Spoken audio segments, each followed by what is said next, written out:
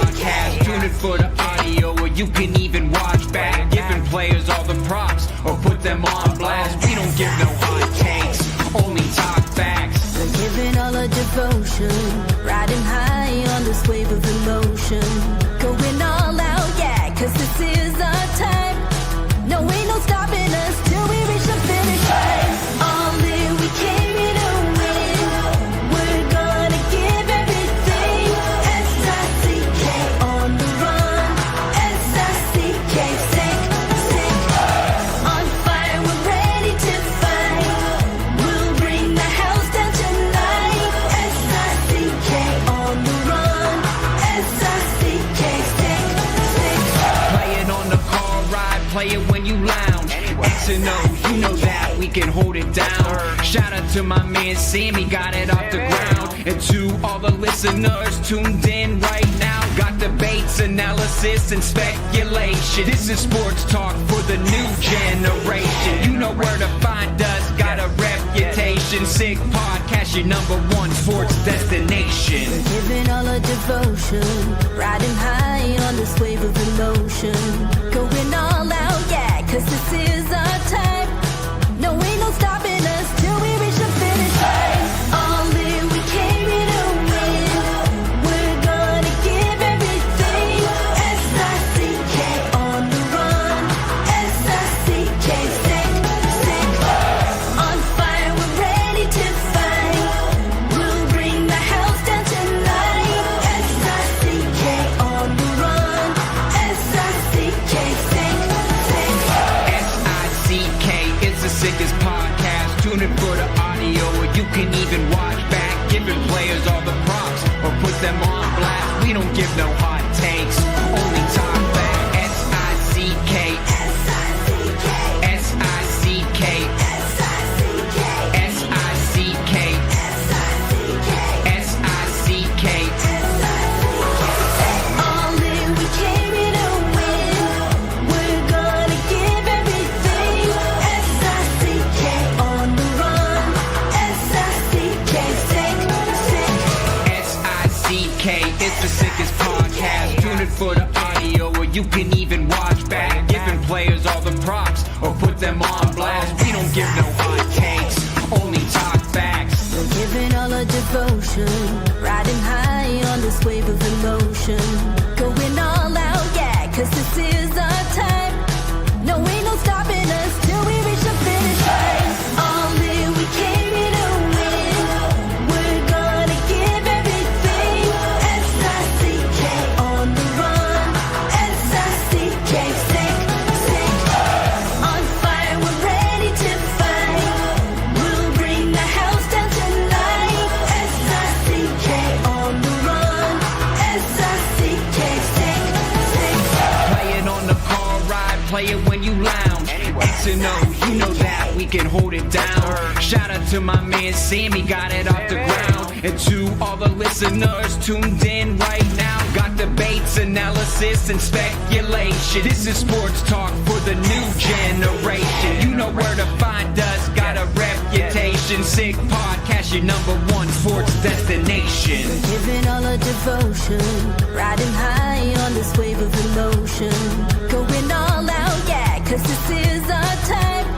No, ain't no stopping us till we reach the finish line. All in, we came here to win. We're gonna give everything. S-I-C-K on the run. S-I-C-K, sick, on fire, we're ready to fight. We'll bring the house down tonight. S-I-C-K on the run. S-I-C-K, sick. S-I-C-K is the sickest podcast. Tune in for the audio, or you can even watch back. Giving players all the props, or put them on blast. We don't give no hot takes, only talk back. S-I-C-K, S-I-C-K, S-I-C-K, S-I-C-K, S-I-C-K. Turn up your volume. Because you're about to listen to The Sick Podcast. With Tony Marinaro. 55 seconds left in the penalty, a minute and 27 seconds left in regulation time. Boston 4, Montreal 3. Lafleur coming out rather gingerly on the right side. He gives it into Lemaire, back to Lafleur. The sickest Montreal Canadiens podcast. You're in the ball! Sports entertainment like no other. Rejoint, on lui fait perdre la rondelle, une passe devant. Et c'est le dégagement, et ce sera la victoire des Canadiens. Coupe Stanley pour les Canadiens, leur 23e de l'histoire. You found the dogs! John, you found the dogs! He found the dogs! And all together, they worked a young team to the top. And now, a 24th Stanley Cup banner will hang from the rafters of the famous Forum in Montreal. The Canadiens win the Stanley Cup! Brought to you by Energy Transportation Group. Driven to be different. La Vida Tibi. Embrace your true nature. And Playground, your premier gaming destination. It's gonna be sick. Welcome to the Sick Podcast. Thanks for watching, everyone, on YouTube, on Facebook, and on Twitter. And yes, brought to you in part by Playground. And you know that inside Playground, you will find the Rail. And there's 3 tasty reasons to visit the Rail. Mondays, as of 4 p.m., dive into 2 lobster tails for just $22, served with rice, veggies, garlic butter, and a warm biscuit. Thursdays from 4 p.m., sink your teeth into their surf and turf special, an 8-ounce New York strip with shrimp, fries, and pepper sauce for only $19. And Fridays from 11:30 a.m. to 4 p.m., enjoy any burger, sandwich, pizza, or main for just $7. Certain conditions apply. All you need is a valid Playground player's card, and it's free. Deals this good are worth the trip. Only at the Rail inside the Playground complex. Visit playground.ca for details. I was there on last weekend, and my wife had a craving for Bam Bam shrimp and their Caesar salad. And so happy wife, happy life. You want to go? Yes, let's go. I never say no to Playground. Also brought to you in part by Bittt TV. They launched their new Ultra Lager. It's a refreshing, thirst-quenching beer. You'll see it there in my fridge. Perfect for the summer with only 90 calories, 2 grams of carbs, 4% ABV per can, available in a pack of 6 and 12 in grocery stores all around the province of Quebec. Ultra light and ultra refreshing. And I want to give a shout out to Fruiterie de Lard. They're a family-run business, a mainstay in the LaSalle community since 1995. I've been going there since then. And they continue offering the same fresh foods and flavors that they have for the past 30 years. Consistency is their thing. Fresh and tasty is their thing, from fresh fruits and produce delivered daily to an ever-expanding assortment of deli meats. They have this turkey cold cut from Italy that is the end of this world. Cheeses and sandwiches. You'll find personalized service and friendly faces that make you feel like family. And thank you, Tasso, for having that kind of ambiance at Fruiterie de Lard. It was, and we talked about this at one point last week on the podcast, but Pierre LeBrun had written an article in The Athletic where he said that he spoke with a lot of GMs and hockey executives who said that right now there's most teams are looking for the same thing. They're looking to be buyers. Only problem, he was told by those hockey executives and GMs, was not too many of them are going to be sellers. Maybe Pittsburgh might want to put Brian Rust out there. Maybe Pittsburgh might want to put Rickard Rakell out there, but most teams are buyers, even the San Jose Sharks, even the Anaheim Ducks. As you saw, Anaheim concluded a deal last week where they acquired veteran winger Chris Kreider. We bring in to discuss this because the theme today is going to be, and what if the Canadiens, because of these mitigating factors, cannot accomplish what they set out to accomplish, cannot execute plan A? Well, then maybe they might have to fall back on plan B or even plan C. And what would that be in their eyes? And what would it be in Eric Engels' eyes, a sportsman? Eric, how are you? I'm doing good, man. Your thoughts, I would imagine, listen, you're hearing the same thing, right? Most teams want to be buyers and very few teams want to be sellers. So how do you get around this?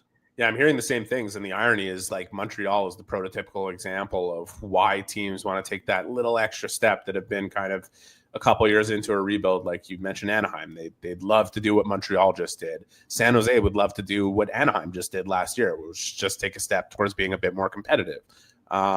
Those two teams that you brought up, it's intriguing. And just looking at Montreal in general, they are like they are the example of a team that refused to continue going down the path of we're going to lose, and let's just accept losing, because it's not a healthy thing for your culture, and you end up immersed in this culture where A, you're losing for way longer than you should be losing, and B, you create a scenario by which certain habits take shape that when you're ready to start winning, it's very hard to shake those habits and start creating better ones. Yeah. So, Montreal doing what they did this year, which Canadiens fans were delighted for the reasons that I kind of just mentioned, right? Like they see this culture that's developed that is very healthy. They also served as an example to some of those other teams that, a couple of the right moves and we could start becoming more competitive, and maybe we shouldn't be going down that path of continuously losing for one more year just for a draft pick. So yeah, that's one of the things I brought up last week, Eric, is now you're talking about the healthy culture that Montreal had this year. On the flip side, you take a look at the Arizonas, or formerly the Arizonas of this world, and the Buffalo Sabres, who have missed out on the playoffs for more than a decade. Yeah. I think some teams like Anaheim, for example, maybe even San Jose, who are looking to acquire, are probably worried and say, you know what, we don't want to be like those teams. We don't want to say, you know what, we're going to lose for 4 years, and then 4 years becomes 8 years, and then it's the timing still not right, and 8 becomes 12, because we don't want that kind of culture, because then you could become buried in it. Yeah. We want to be able to turn it around as quickly as we can, because the best organizations, Eric, are able to start a rebuild and probably get out of it after 4 years. It's been done before. Colorado did it before. New York Rangers did it before. They took a step back this year, but it's been done before, and the Canadiens just did it. Yeah, you also just need things to line up right and fall the right way. I mean, you look at the Leafs rebuild and the way things fell for them. There was a prediction of a lot of pain coming. It came in a different form, but not the type that they were expecting, right? They missed the playoffs 1 year, and then all of a sudden they were perennially making them with additions like Austin Matthews and Mitch Marner and Morgan Rowley and those guys. And we all know the story thereafter once they made them and the pain that came with that. But it's very rare that you enter into a rebuild with the hope of it coming between 3 and 5 years, and that you're out of it by year 4, going to where you want to go, or even year 3. Then you have the other teams in the market that want to remain competitive, that want to retool, that you wonder how good they are at evaluating what they actually have. Like, I look at Calgary as a team that should continue to look to sell certain assets on their team and continue building kind of the right way. But, how do you say that to a group that has quality players like Nazem Kadri and Jonathan Huberdeau and Pospisil is on his way up, and Dustin Wolf, and reconcile the reality that with a goaltender playing as well as Wolf did this year if they had made the playoffs and they finished, I think, a point ahead of the Canadiens in the standings, like, he might have won the Calder Trophy this year. And yet the reason he would have won it is because they had the worst offense in the league. The Calgary Flames are not 1 or 2 goal scorers being acquired from having the best offense in the league. And they want to take a step, they want to remain competitive. They potentially want to acquire players. And you wonder if that's really the right direction for them to go in. Matthew Darche just took over the New York Islanders. And when he says we have too many good players to rebuild right now, I don't disagree with him, but I kind of disagree with him, because if they keep all those players and they don't try and get some different players and inject some youth and some speed into that roster, I don't know that the results are going to be markedly different there. So Pierre LeBrun's reporting from The Athletic, I'm hearing a lot of the same stuff with the people that I speak to around the league, that, Pittsburgh is willing to sell some serious assets aside from their crown jewels and the guys that have been there for a long time. There's not a lot of other teams that are necessarily outwardly, you make me an offer, anybody's available. So that creates an interesting dynamic where we know the Canadiens have certain goals to get accomplished. I think from the outside looking in, everybody in Montreal is looking at the Canadiens and saying they need a second line center. Okay? Yeah. Yeah. The one thing is, we haven't heard management, it's not as if they don't know they need a second. Like, when Jeff Gordon was asked about it specifically at the last press conference, he said, yeah, really? Like, the sun shines once in a while and the sky is blue? Like, he knows what the Canadiens' needs are.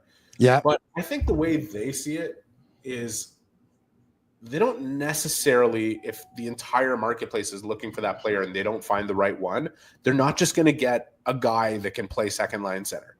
I've said this from the start. They want a player that fits with them becoming a perennial winner. Yes. And they want a player that complements what they already have. So I'm not saying they won't go out and acquire Marco Rossi, but I wouldn't say it's a guarantee that that's the player they see as the ideal fit for their second line center position moving forward, with the size of Ivan Demidov and Cole Caulfield already planted into that top six.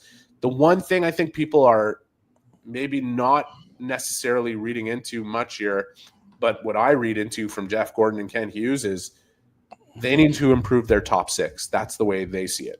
Yeah. And if they have to wait one more year to do it at that center position because they didn't find the right fit in the marketplace this year based on what was being asked for and what was acquired, I think they're willing to wait as long as they make another move that potentially improves their top six. And we'll get to improving their top six in just a minute with you. In the meantime, I'll tell you, go all the way with Betway and get a free bet up to $200 if first bet loses.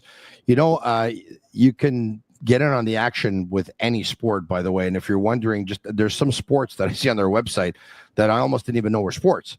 But take a look at it at betway.com. Scan the QR code on the screen or click on the link in the details section to create an account, redeem your welcome offer. Offers only available for new customers. Terms and conditions apply. Offers not available in Ontario. Must be 18 years of age and older. And please play responsibly. Also brought to you in part by Energy Transportation Group, a leading full-service logistics provider serving all North America, driven to be different. One of the things you just said was the Canadiens need to improve their top six first and foremost. And everyone knows that in an ideal world, they had a second line centerman. But if that second line centerman is going to be 5'9", they don't want to do that because they already feel they're too small to begin with. So at that point, they would kind of just try and make themselves a better team by adding to their top six. And then if they can't figure out who the second line centerman is going to be now, or find the fit, or do so with a top four right-handed defenseman, they'll end up doing so eventually. But in the meantime, they're just going to try and improve their team. And just to be clear also. Yes.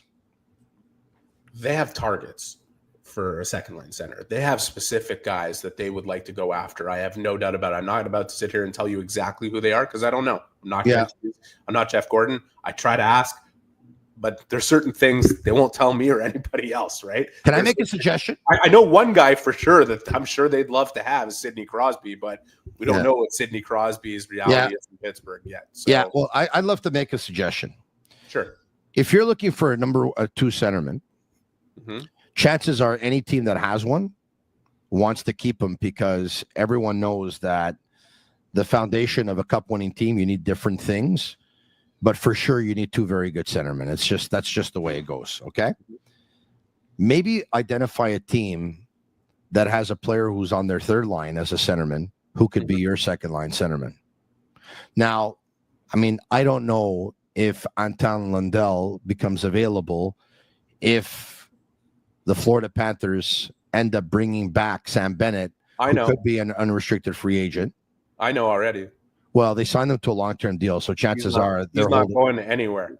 Chances are they want to hold on to that guy, right? He is not going. I covered Florida in the conference finals against Carolina. Yeah, I can tell you right now, he's not going anywhere. I don't disagree with that. I like the thinking, the thinking behind it. You know, a guy who could potentially take the step. I will say this. You know, I don't know specifically who Montreal is targeting as a second line center. Yeah. And I think Lundell qualifies as a guy that actually could take a jump up from where he is in Florida's lineup and fill that role really well. But one thing that I don't see the Canadiens doing is going to get a guy who might be a second line center. Okay. They're not going to go pick up a guy that's a good target in terms of what you're talking about. But they're not going to look at some guy who is playing a third line role on another team that they don't have a guarantee in their minds that he's a top six centerman. So we'll get to a couple of guys who could help the Montreal Canadiens in your opinion. But before we do, We started this podcast by talking about Pierre LeBrun's article that he talks to a lot of hockey executives, or he talked to a couple of general managers who told him that it seems like everyone wants to be a buyer, but unfortunately there's not enough sellers out there. And maybe Pittsburgh will be selling a guy like Rust or Raquel, but not that many. And at one point you brought up Matthew Darsh's name with the New York Islanders, and Matthew Darsh made it clear to everyone during his introductory press conference as general manager and vice president of the New York Islanders, and on different platforms and different podcasts, radio shows, TV shows that he's been on already, that he thinks they have a lot of good players. They're going to add to that. And they're going to try and be competitive as soon as possible. I have a lot of respect for Matthew, and I'm over the moon delighted that he got the job. I will respectfully as well disagree with him. I don't think the New York Islanders have that many very good players. I mean, they have a lot of, like, right off the top of my head, between Matt Barzal, Bo Horvat, Anders Lee, correct, Noah Dobson, correct, Ilya Sorokin, who's one of the correct. best players in the league. You have a core, and I would say Romanov is a really good player also. Okay. You have a core of players. Pellick's not bad. What's that? Pellick's not bad. No, Pellick's good. Yeah. And so is Pollock.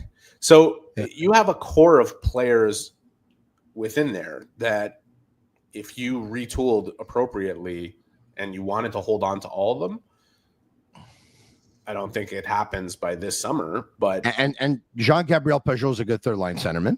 Yeah, they have. I think Matthew Darsh's main point, which is that they have too many good players to tear it down to the studs, is a salient point. I think at a certain point, though, you have to change things around. You have to change the dynamic a little bit. You have to change the mix a little bit. And if you had the opportunity, if I was New York, okay, and I had the opportunity to, while I know I'm not going to become a Stanley Cup contender overnight, move a player that's signed until he's 34 years old for a number that is not a bad number in Bo Horvat at $8.5 million, but is enough to potentially spend in other departments that make the Islanders better over time and younger and a little faster. That's something I'd consider doing. That's a guy, obviously, if you're the Canadiens, he'd be top of the list of guys you'd be looking at that you'd want to get. I'd also consider it for another couple of reasons. If you're going to have the number one pick because they got the luck of the draw and we're really fortunate in the lottery and good for them, if you become a seller and you sell some of your top players like a Dobson, and while they still have great value, right, Tony? Like a Horvat, like a Barzal, while they still have great value, and you put together a team of young players, prospects, draft picks, chances are you're not going to be able to ice a very competitive team for the next couple of years. Mm-hmm. Chances are you finish in the basement for the next couple of years. Mm-hmm. Chances are you'll be able to pick in the top 5 for the next 3 or 4 years. And then you start, and that's how you start with your rebuild. I think that's the way I would go. But then again, we don't know if... why was Darsh hired? Clearly, if he's saying these things, it's because the owners don't want to go down that road.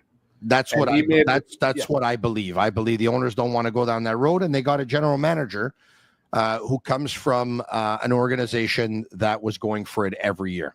Yeah. So listen, I don't see them, all those good players that they have, I don't see them keeping every single one of them. But I don't know that they're trading any single one of them before Darsh has an opportunity to make some tweaks this offseason and really evaluate everyone. But there is a finite window to do that without sacrificing the higher value that some of those players have at this point versus where they'll be a year or two down the line. So we'll see what he does. But again, we're not putting him in the same category as Pittsburgh. He's not going to be, he might do a bit of selling. He's probably going to do some adding.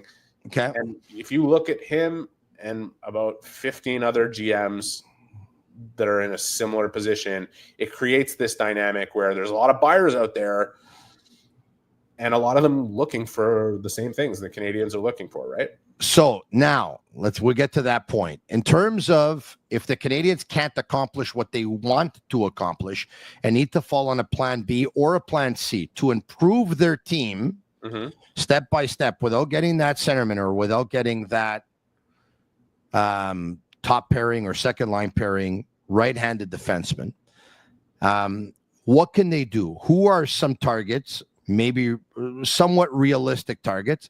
Shane Gaumont and Master Control tells me that you have a list of 3 names. 2 are defensemen, and 1 is a forward. So why don't, before we spit them all out, let's start let's start it forward. Okay. Let's start it forward since we were talking about the forwards. We're talking about the second line center. Say the Canadiens, for whatever reason, can't find the second line center they want. Okay. Who's going to be their second line centerman if they can't? Well, we'll see. Okay. But if they were to potentially trade for Jason Robertson of Dallas, and I'm not saying that they will, because there's a lot of contingencies in terms of them being able to trade for him. One, they'd have to know he's willing to sign in Montreal, because he's got the hammer as an RFA, as you could see, and you don't trade for this guy if he says, well, I'm not going to sign long term with you, and then all of a sudden you've given up a lot. And I want people to understand that Dallas is obviously going to be open to trading this player for a couple of reasons. One, they just gave Mikko Rantanen a bag full of cash. 2, he's going to command a significant salary based on what he's done already. You look at these numbers that Tony has put up in front of you, and in a bad season, he had 29 goals and 80 points, and he had 35 and 80 this year. And you look at the playoff resume, even though he's not the guy who you look at and say, well, he's really led them in the playoffs, the numbers are pretty good. He has been an exceptionally productive player. He's topped out at, 46 goals? I can't see from here.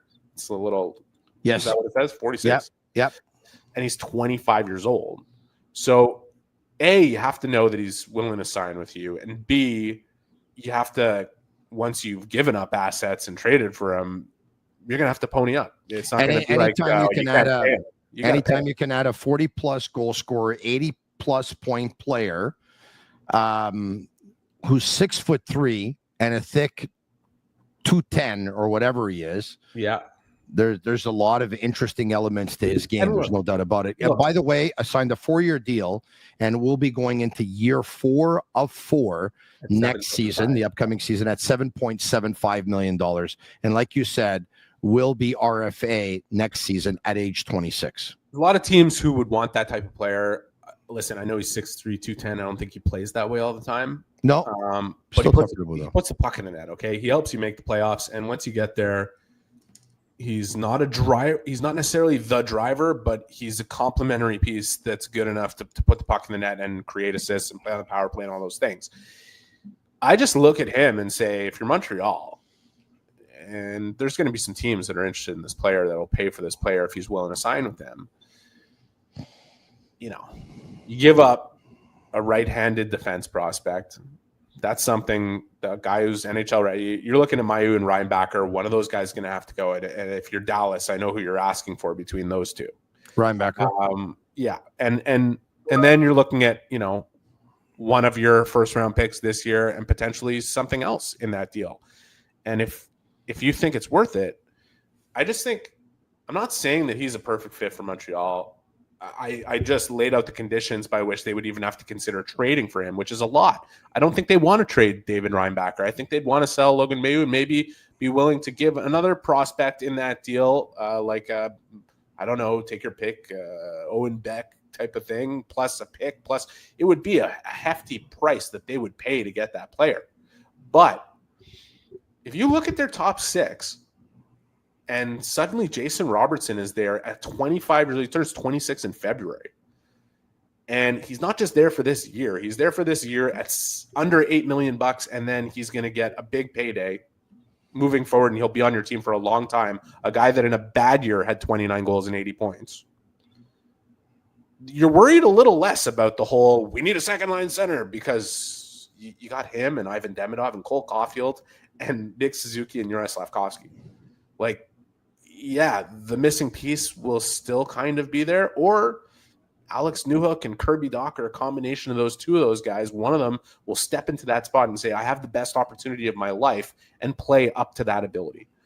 I'm not guaranteeing that happens, but it punts the situation a year away where they may still be able to. I'm not, Tony, I see your face. I see you cringing. No, I love the suggestion. You're going to be the guy. I'm just saying that a year from now, if you haven't found, you're not going to force it with the second line center thing this year. Okay. I hear you. If you can find the guy you want, you're going to get him. If you can't, and you can improve by adding a Jason Robertson, and a year from now, you're in the same situation where you're looking for another second line center, you probably will find something that complements what you need in a different type of marketplace if it wasn't there. They will not force things. The Canadiens are not looking to just have a linear progression from, well, we made the playoffs this year, so we got to make them next year. They're trying to build a Stanley Cup contender year over year, and they will not force it just because a second line center, quote unquote, was available in the market that didn't fit with what they needed. They will not do that. So I would have this player on my team any day of the week and twice on Sunday. I would give away a top prospect right-handed defenseman. I would give up a first-round pick, and I would give up another piece that is not part of my core. I would do that as well.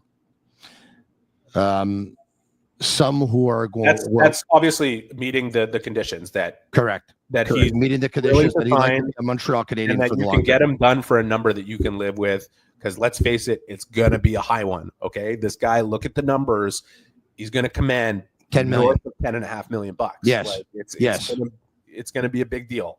Yes, but I think it's really important to be able to acquire a kind of player like that who will give Cole Caulfield some goal scoring support, because I think that Suzuki, albeit that he could score goals and score in the 30s, and even Demidov one day, will probably be better playmakers and will need guys like this to be able to score goals.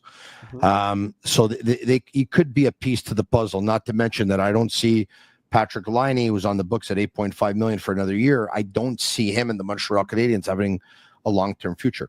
The only thing now, just to play devil's advocate, there's a bunch of people watching and a bunch of people listening who are probably saying, if I'm going to give up a top right-handed defense prospect, a first-round draft pick, and another piece, I'd like to acquire a centerman. And I understand what you just said. If you can't get it, you can't get it. Now, what are you thinking though? Eventually, maybe as an unrestricted free agent, when Gallagher and Anderson probably come off the books in a couple of years. I'm thinking eventually that's, just going back to Crosby. Maybe he decides he's not ready to leave Pittsburgh right now, but maybe if this is truly Malkin's last year there and he's got one more year under contract, he decides this is his last year in Pittsburgh. And maybe he's willing to come to Montreal. Maybe he's not. Maybe there's somebody else out there. Maybe a year from now, Matthew Darche has looked under the hood and says, you know what, Bo Horvat at $8.5 million, he can go. And you know what? If the Canadiens end up with that type of player in Jason Robertson and end up paying him $11 million, they'll have $8.5 million to spend on a guy like Horvat. It's again, these are hypotheticals. I don't want people to suggest this is what the Canadiens are doing. I'm just saying everybody got stuck on the second line center thing with good reason. It is the biggest hole that the Canadiens need to fill on this roster, aside from the one we're going to talk about next. But even if they were to give up, I don't think they'd be looking to give up David Reinbacher. That's something that they're not. I don't think they're eager to do that. But if they had to make a bigger deal centered around Logan Mailloux and give up a couple of extra pieces, it's not like they're selling the entire farm to be able to bring a player in like Robertson.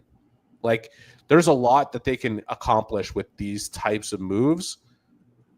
And I know we all got stuck on the second line center thing, but again, it's they're not looking at it as like we have to continue. We have to put one foot in front of the other. Yeah. They are looking at it purely as like, we're going to find the right guy for this spot. And if that right guy is not available right now, we're going to wait on it. And we're still going to try and improve our top six. And I think if you look at Robertson, that's a guy that could potentially help you do that, not only now, but for a long time. So it's something I don't know that they're going to do that. I don't know if it's the direction they want to go in, but it's something that I think that they will consider if that player is available. And I think he will be available. Shane Gaumont and Master Control bring up one of the two defensemen that Eric sent over. Brent Burns, who is in the last year of his contract, so he will go UFA come July 1st. His last deal was an 8-year deal that paid him $8 million a year, and for the last 3 years, been playing for the Carolina Hurricanes. Couple of days back, we did a podcast, and you said to me, take a look at Anthony Cirelli. What sticks out? And I said, it's 2 Stanley Cups. Well, if you ask me the same question right now about Brent Burns, I'm going to say his age, Eric. His age. He's 40. Yes, and that's the reason I'm bringing him up. Okay. Because he's 40 years old, and like I said, I just went and did that Florida Carolina series before the Stanley Cup final. And I watched Brent Burns play, and he doesn't play like a 40-year-old, okay? He played a little higher up in Carolina's lineup than he probably belonged, playing next to Slavin a lot. Yeah. This guy still has it, to the point where the Carolina Hurricanes would love to keep him, and I'd be surprised if he makes it to market based on that, okay? He doesn't look 40 because he can still skate, and that's why I tell a lot of people who are willing to run Mike Matheson out of town for whatever reasons, hold on a second here. This guy can skate, so even when he's older, he won't be playing his age. He'll be younger. He can do more than skate. He can hit. He can score. He can defend. He blocks shots. He's exceptional on the penalty kill, and he paves the way for one of the younger guys, whoever remains with the Canadiens, to grow into the role that they'll be filling, whether it's Mayu or Reinbacher or both. The thing that the Canadiens have that maybe Carolina doesn't could be a 2-year deal for a guy who's 40 years old. You know, and I don't know if Brent Burns is willing to come to Canada, and I don't know if the Montreal Canadiens are interested in Brent Burns, but the idea of being able to fill David Savard's role with a guy who's bigger and more talented and more mobile, even at 40 years old, for 2 years at a number that probably wouldn't be prohibitive if you needed to get out of it by the end of it, or if you just had to eat it until that contract was over, is a good stopgap solution. And again, I don't know if he'll make it to market. I don't know if the Canadiens are interested, but I think if he did make it to market, they should be prepared to maybe give him a number that's a little bigger, or be willing to give him a second year on a contract that nobody else would at 40 years old. You know what I love about this player? Maybe it's a bonus-laden contract because he's over 35, and you can structure it that way. But I think that's a guy that would be an exceptional stopgap solution, and obviously not only for the reasons that he could replace everything David Savard does and more, but because he can actually, if you needed him to play higher up in the lineup, he can do it. You know what I love about this player? Let's bring up his hockey DB one more time if we can.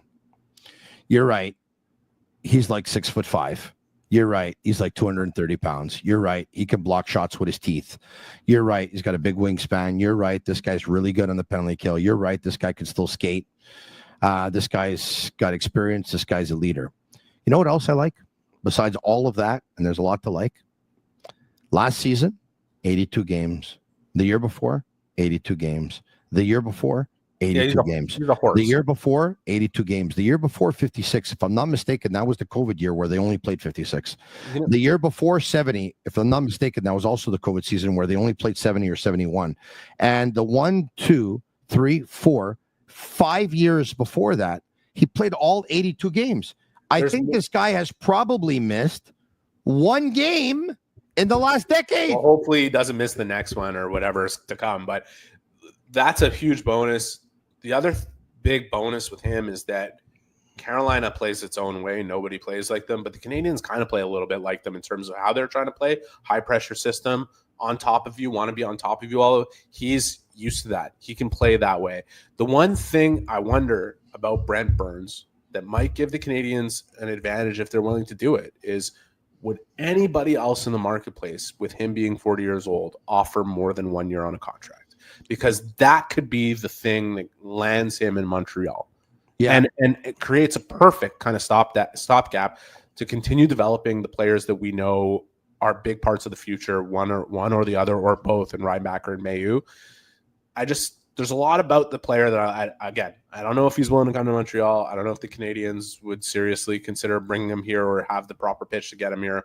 I just wonder, is anybody in the market, Carolina included, who really likes him, and Rod Brindamore is killing to have him back in Carolina, is anyone willing to give him more than 1 year on a contract? And does he want more than 1 year on a contract at 40 years old? So again, big ifs, just like Robertson, big ifs, but these are players that I would be looking at that help the Canadiens do what they're trying to do. And Andy, there's one more D. Let's bring him up. Yeah. Nate Schmidt. I love this guy. Him, I really love. He's playing a third pairing defenseman with the Florida Panthers. In the Stanley Cup final, I saw him on the first wave. From time to time, he's a second wave. But every now and then, they start the first wave with him, and they'll keep Seth Jones or Aaron Ekblad for the second wave. But anyway, he can play the power play. He can play the penalty kill. He delivers the body. He's very effective in the playoffs. This guy's won in the postseason. This guy's a big-time winner. I love this player who signed on a What's the problem? With him? You already have a ton of left-handed defense. There you go. There you go. Yeah. So why am I bringing up Nate Schmidt? On top of all the reasons that you just mentioned, which, by the way, his best asset is his skating. Another great asset when it comes to Nate Schmidt, and this is what made Alex Carrier such a good fit with the Canadiens. His ability to get the puck and then get it into the hands of his forwards. He plays great under pressure. You can pressure him at the forecheck. He will take a hit and make a play every time. Like, he's not perfect. He can make some blunders offensively in terms of his decision making, but this guy hunts down pucks and he gets them out under pressure. And for the majority of his career, even though his natural side is the left side, he has been forced to play on the right where he is very comfortable. And I had a whole conversation with him about this. And I asked him if he'd be willing to play in a place like Montreal. And he said, absolutely. This is a guy that I look at in terms of what he would bring and his experience and the way he plays is a fit, and the character is through the roof. This guy is one of the most beloved teammates of any team he has ever been a part of. He is hilarious. He is smart, and he really plays the right way, and he understands how to play the right way. And in terms of culture driving and creating space for those young kids to grow, being a good mentor, Nate Schmidt checks every box, and he's unconventional. Nobody else would be bringing him up because everyone's focused on that right-handed right. team. I get it, okay? But he has played the right side the majority of his career and played it very well.